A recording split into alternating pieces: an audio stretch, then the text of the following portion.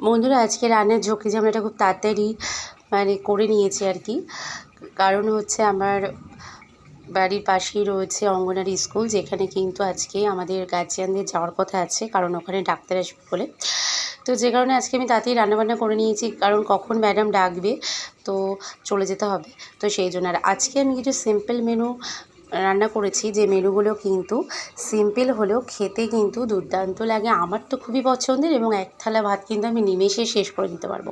তো আমি প্রথমে আলু মেখে নিয়েছিলাম। সেদ্ধ আলুকে আমি এখানে লঙ্কা পেঁয়াজ ভেজে মেখে নিয়েছিলাম। আর আমার প্রিয় শাক, আমি পাট শাক করে নিয়েছিলাম, কারণ আমি বাজারে গেলেই পাট শাক খুঁজি, জানো তো, কারণ আমার পাট শাক এতটাই প্রিয়। তো সেই পাট শাক করে নিয়েছিলাম, আর তার সঙ্গে করে নিয়েছিলাম মাছ ভাজা। আর মাছ ভাজা হলে তো গরম ভাতে আর কিছু লাগেই না। আর তার সঙ্গে একটু ডাল করে নিয়েছিলাম। ডালটা আর কি খুব বেশি মশলাপাতি না দিয়ে হালকা করে সেদ্ধ সেদ্ধ মতো করে নিয়েছিলাম, আর তার সঙ্গে খাওয়ার জন্য পেঁয়াজ আর লেবু।